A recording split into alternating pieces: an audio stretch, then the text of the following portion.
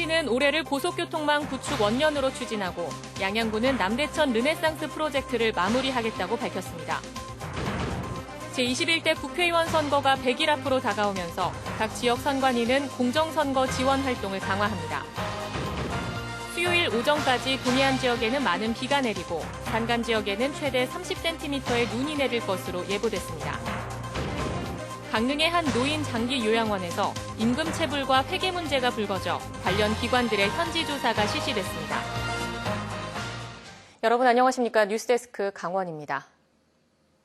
2020년 새해를 맞아 오늘부터는 동해안과 강원 남부 지역의 새해 핵심 정책과 설계를 살펴봅니다. 먼저 일단 고속교통망 구축으로 교통허브 거점 도시로 도약하는 강릉시와 도시재생과 도시 확장을 역점적으로 추진할 양양군의 새해 설계를 알아봤습니다. 홍한표 기자가 보도합니다. 강릉시는 올해 최우선 과제로 물류와 관광을 내세웠습니다. 강릉시는 올해를 고속교통망 구축 원년으로 삼겠다는 계획입니다. 2022년 부산까지 고속철도망이 구축되고 2024년은 여주 원주 철도 개통으로 서울 강남까지 1시간 30분에 도달할 수 있습니다. 또 제5차 국토종합계획이 확정돼 2026년까지 충청, 호남권을 잇는 강우축 고속철도망 구축도 계획돼 있습니다. 그야말로 국토의 교통 허브 중심지로 거듭나게 됩니다. 이에 대한 준비를 금년부터 시작해서 약 5년 동안 착실하게 SOC라든가 인프라들을 구축하는 것이 중요하다고 생각을 하고요. 2천만 명 관광 시대를 여는 글로벌 관광 거점 도시로 도약하겠다는 의지도 내비쳤습니다. 관광 거점 도시 1차 관문 통과, 예비 문화도시 선정 등의 호재를 계속 잇겠다는 겁니다. 강릉 단오제, 강릉 야행, 커피축제, 국제영화제 등 문화도시로서의 가치도 이어갑니다. 단오제도 새롭게 바꾸고 또 커피축제는 글로벌한 축제로 변모시킬 예정이고요.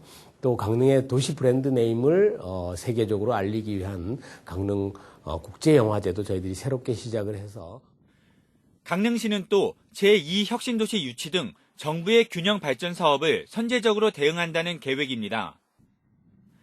양양군의 새해 핵심 과제는 남대천 르네상스 프로젝트 마무리입니다. 지난 2016년부터 700억 원을 들여 시작한 남대천 르네상스 사업은 생태환경 복원과 생태관광지 조성으로 새로운 랜드마크로 만든다는 계획입니다.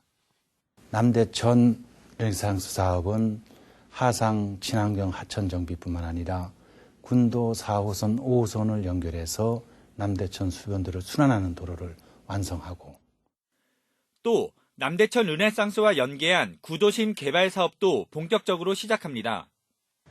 양양군은 최근 관광객이 몰리고 있는 옛 도심 일대에 도시 재생과 도시 확장 사업을 벌일 계획입니다.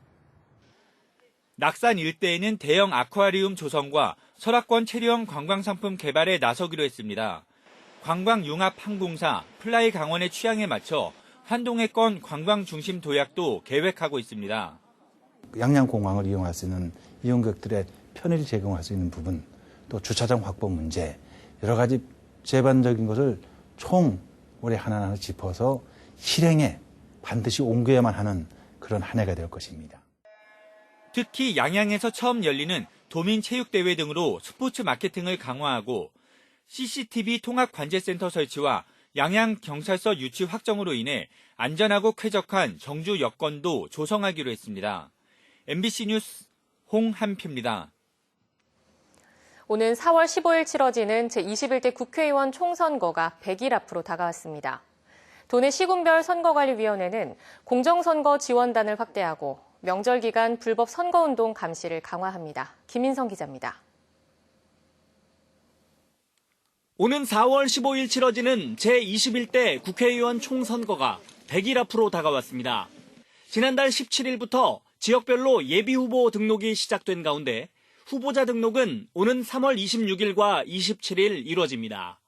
공식 선거운동은 4월 2일부터 시작되고 3일엔 선거인 명부가 확정됩니다.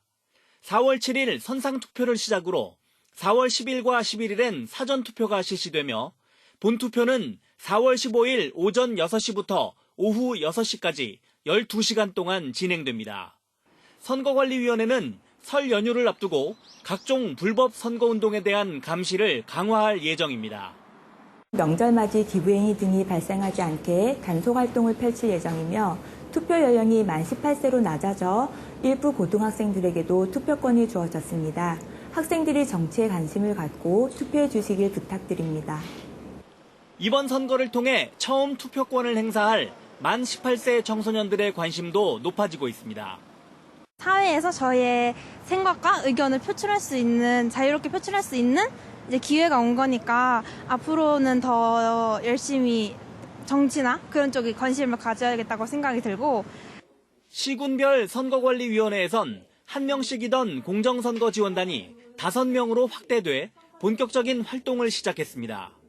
선거를 잘 치르고 공정하게 치르기 위해서 얼마나 많은 분들이 밤에 잠 못 주무시고 열심히 일하고 계시는지를 알고 난 이후에 이 일이 참 보람되고 가치가 있는 일이구나. 제21대 국회의원 총선거까지 이제 정확히 100일 남았습니다. 내 지역을 위해 일할 일꾼을 뽑기 위해 유권자들의 더 많은 관심이 필요해지고 있습니다.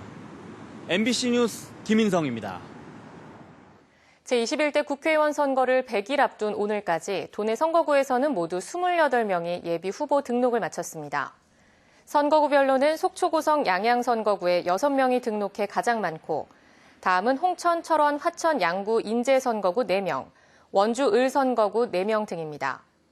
하지만 선거구 획정이 아직 완료되지 않아 춘천 분구와 속초 고성 양양 선거구 조정 등의 변수가 아직 남아 있습니다. 다음 달 말쯤 각 정당별 경선을 거쳐 공천이 확정되면 각 당 후보들 간 본격 경쟁이 시작될 전망입니다.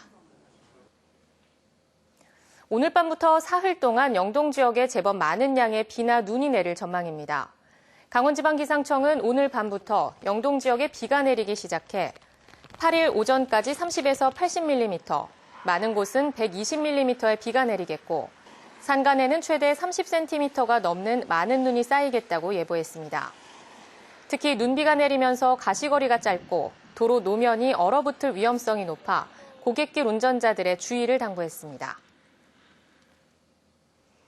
강릉의 한 노인 장기 요양원에서 임금체불과 회계 문제 등이 잇따라 불거져 논란이 일고 있습니다. 관계기관들의 현지 조사가 실시되고 직원들도 무더기로 그만둔 상태입니다. 박은지 기자입니다. 강릉의 한 노인 장기 요양원입니다. 개인 시설이지만 어르신을 모시면 운영비 80%를 노인 장기 요양보험에서 지원받습니다. 최근 이곳에 노동부, 보건복지부 등의 조사가 실시됐고 직원과 요양보호사 등 7명이 줄줄이 그만뒀습니다. 밤 근무를 하는 요양보호사들의 야근 시간을 제대로 계산하지 않아 5,200여만 원의 수당이 미지급됐고, 노동부에 적발되자 운영이 어렵다며 남은 직원들에게 후원 등을 강요했다는 주장이 제기됐습니다. 저희한테 후원금 1인 세구자, 항구자 지금 10,000원이라든가 2만원씩 해가지고 그렇게 하고요. 그리고 한 달에 5만원씩 해가지고 1년 동안 그거를 이제 반납을 해가지고, 또 운영비를 국고로 지원받고 각종 세금 혜택을 받으면서도 운영비를 개인 돈처럼 쓰는 등 회계가 투명하지 않았다고도 주장하고 있습니다. 실제 시군 교차 점검에서 2017년과 18년 2년 동안만 시설장이 투자한 건축비 상환이나 개인 재산세, 보험료 등 5억 4천여만 원이 부적절하게 쓰인 것으로 적발되기도 했습니다. 내 돈도 내 돈이고 운영비도 내 돈이라는 머릿속에 그게 박히셨더라고요. 그래서 지금까지도 1년이 넘어도 안 메꿔놓는 게, 어차피 내가 내 돈 메꿔놓고 아무 때라도 메꿔놓으면 되지. 이제 이 시기예요. 환자가 내는 20%의 본인 부담금도 부풀려 1, 2인실에만 청구할 수 있는 사용료를 3인실까지 청구하거나 식재료비를 남긴 뒤 2월시키지 않고 빼돌려 식단이 부실해졌다는 주장도 나왔습니다. 상금료 30만 원씩, 90만 원씩 받으면서 한식 이렇게 쓰는 거 봐요. 난 전에 있던 법인에 상금료 안 받아도 당신들이 땀 나거든요. 노인 2.5명당 1명의 요양보호사를 둬야 하는 인력 배치 기준을 어기고 급여를 부당 청구했다는 의혹도 제기돼 보건복지부, 국민건강보험공단의 현지 조사가 실시됐습니다. 요양원 측은 인력 관리에 어려움이 있는 것은 맞지만 회계 문제는 아니라고 선을 그었습니다. 요양보호사 수당 문제는 근로계약서를 잘못 만든 실무 직원의 실수로 시작됐고 지금은 모두 지급했다고 설명했습니다. 또 시설 초기 운영비 회계에 미숙한 점이 있었던 것은 맞지만 바로 잡았고 개인 돈처럼 쓴 것은 없다고 해명했습니다. 3인실의 경우 1, 2인실만 있던 것을 보호자 요청으로 만들고 안내가 된 부분이라고 덧붙였습니다. 3인실 역시도 저희가 상금료 10만 원씩을 본인들하고 인용을 했어요. 요청이 들어와 3인실을 했으며 저희가 10만 원 정도의 금액을 더 받아야 된다. 그래도 괜찮으시겠습니까? 빠르면 이번 주 중에 보건복지부 건강보험공단에 결과 통지 예정서가 발송될 것으로 보이는 가운데 당분간 시설을 둘러싼 잡음은 계속될 것으로 보입니다. MBC 뉴스 박은지입니다.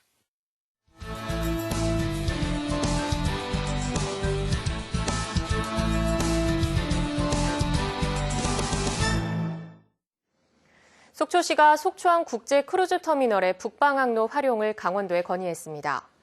속초시는 북방항로 재취항과 관련해 속초항 국제 크루즈 터미널 부두를 활용할 것을 강원도 환동해 본부에 건의했습니다. 또 강원도 해양관광센터가 크루즈를 유치하고 있지만 활용도가 높지 않은 상황에서 북방항로를 활용할 것을 제안했습니다. 한편 속초시는 지난해 말 강원도지사에게 속초항 국제 크루즈 터미널 부두의 북방항로 활용을 1차 건의한 바 있습니다. 정선 지역 살리기 공동추진위원회가 태백 오투리조트 기부와 관련해 강원랜드 전 이사들에 대한 책임 감경을 촉구했습니다. 정선 공추위는 성명서를 통해 태백 오투리조트 150억 원 기부안에 찬성했다가 배임 혐의로 손배 배상 판결을 받은 전 강원랜드 이사들은 폐광 지역을 위해 사심 없이 기부안에 찬성했다며 배상 책임을 전가하는 것은 온당하지 않다고 주장했습니다. 한편 강원랜드는 오는 10일 임시주주총회에서 손해배상 판결을 받은 강원랜드 전 사회이사와 비상임이사 7명의 책임 감경안을 다룰 예정입니다. 설 명절을 앞두고 수산물 가격 안정을 위해 정부가 비축한 수산물이 방출됩니다. 해양수산부는 오는 23일까지 명태와 오징어, 고등어, 갈치 등 6개 어종 4,967톤의 비축 수산물을 전통시장과 마트 등에 공급할 계획입니다. 방출하는 수산물은 시중 가격보다 10에서 30% 저렴하게 판매됩니다. 강원뉴스 마칩니다. 시청해주신 여러분 고맙습니다.